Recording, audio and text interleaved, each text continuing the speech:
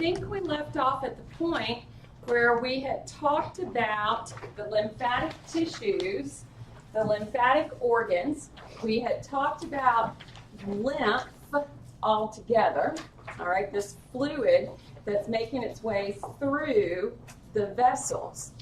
So now, oh, and we talked about the cells of the lymphatic system, all right? So now, if we look at, if I've got the, whoops, wrong computer. If I have this system is going to be my defense against any type of pathogen that's trying to enter into my body.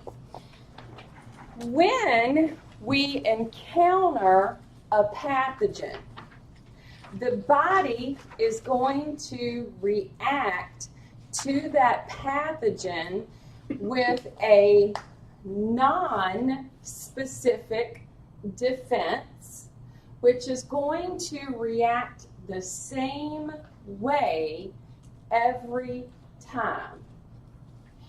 This means we're going to say that our body has lines of defense. Now, non-specific resistance. This means that our immune system, okay, quote unquote, the immune system has not technically kicked in just yet. With the non-specific is going to be our body's way of attacking that pathogen, and it's going to do this no matter what, the same every time. So, our 3 lines of defense. The first one, external barriers. Anything to the outside of the body. This is going to be our skin and our mucous membranes. Now, let me think here for a second.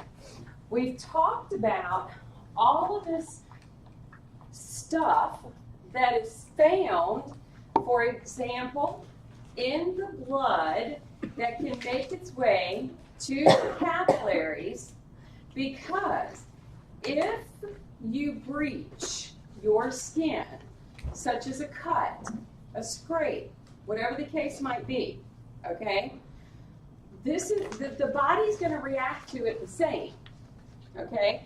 We're going to find that we have materials in our blood that rush to the site. We have materials in the connective tissue that are going to be present to help start the fight against the pathogen. And then for our mucous membranes, do you happen to remember what we said was like right there with those mucous membranes? The lining.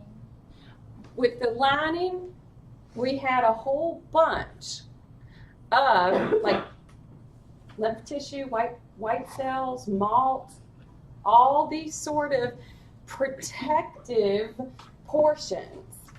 So, my skin, my mucous membranes, they have materials like built in, and then I can have, because remember, if I breached this area right here, okay, I went through a lot of capillaries.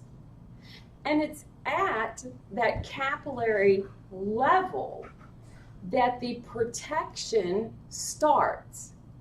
So if I breach them in any way, this is all the material that's in my blood that can make its way to that capillary bed and begin to attack the pathogen. That's going to happen every time.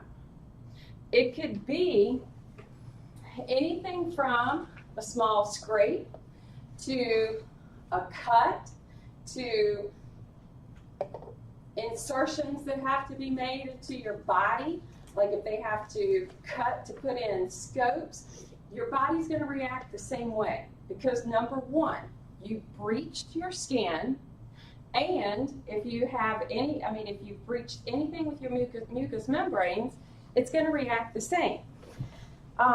For example, with the mucous membranes, it seems like right now a lot of people are getting what we call the crud. Okay, you know, shoot, all that fun stuff. Okay, what do? All right, think about it. All right, we're walking behind these people. We're touching the doorknobs. We're touching the seats. We're touching the tables. All the stuff that we do, okay? And how many of y'all really focus on washing your hands? Me too, Andrew. Okay? Now, when you wash your hands, before you even think about rubbing your eyes, wiping your nose, eating something, wash them. Why? Everything that you have touched, that someone else has touched, along with everything they have touched, with whoever touched it before them, everything they have touched is on whatever you touched. Think about that for a few minutes, okay? Maybe it's just me. I don't know, okay? But the last thing I'm going to do is use something like that. I'm not using that. And if I can control it, I'm not going to use antibacterial soap. A lot of the liquid soaps and soaps that you buy now are antibacterial. I don't buy those. They won't be after a certain point. I know, because they have found what has happened. The first time this ever came out, the antibacterial products, I immediately, I hadn't even thought, I didn't even know anything about it. I immediately told my students then, I said, you watch, this is going to be the worst thing ever created. They were all like, oh no, it's good. I'm like, no, it's not. Here it is, how many years later? I'm right, which a lot of us were. A lot of the scientists were saying that. But hey, I guess we don't count. Now, the mucous membrane. Think about how when you do something like that and you have rubbed your nose or rubbed your eyes or you've eaten something, you've now introduced that pathogen into the body. And you have given it a host cell. Okay, that's what they're looking for. That's what they want. So whenever we breach this first line of defense, we're going to have the body mount its attack.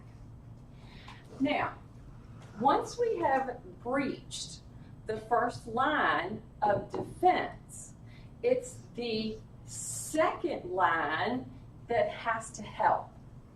So, when I breached my skin,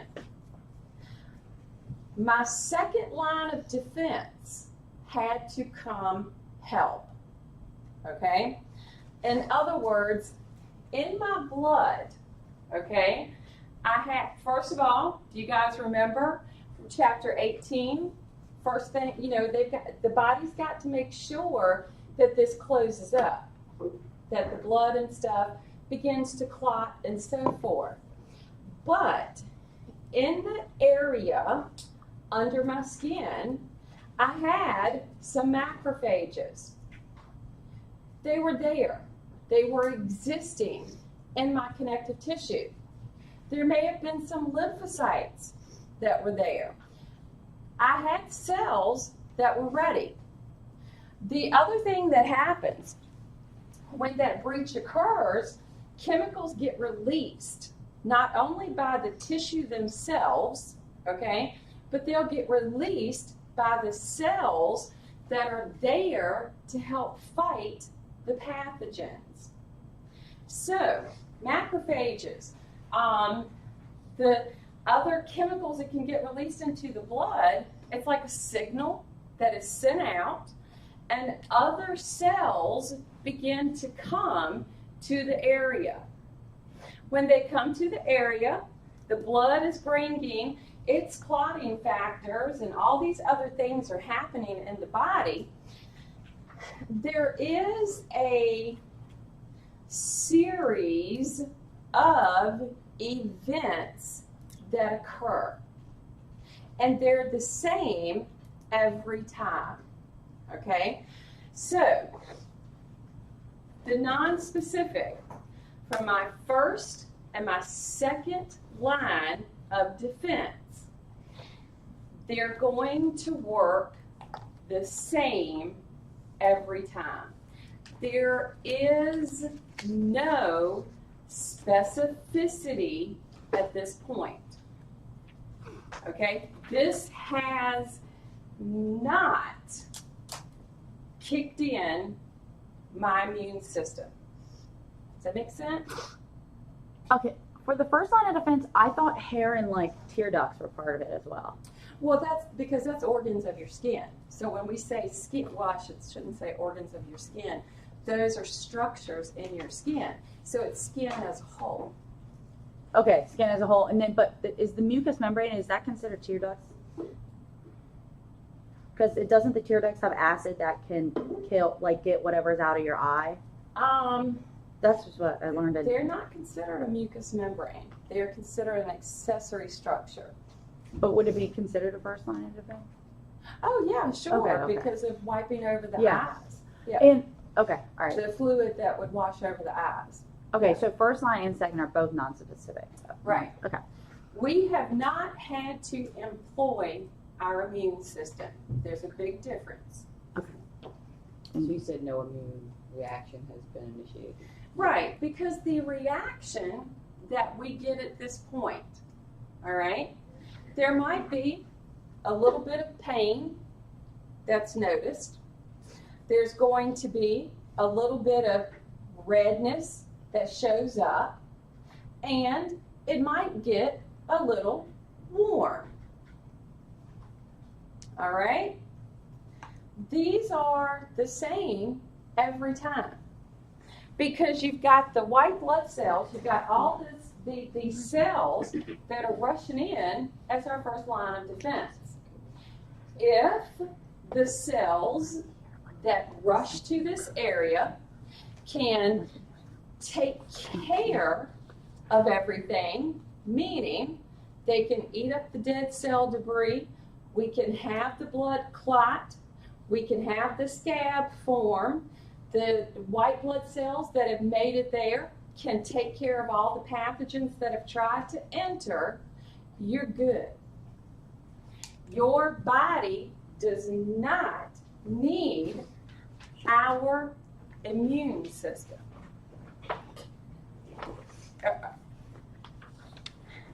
This would just strictly be a defense. What about the fever though? Isn't that immune? Well, fever, let's say that maybe something got in and those cells that came to rush to it, they were still able to handle it, but it took a lot of them. So yeah, I might have ran a little bit of a fever. But I still did not have to activate the immune system. Gotcha. Okay? So, it's going to occur the same every time. There is no difference.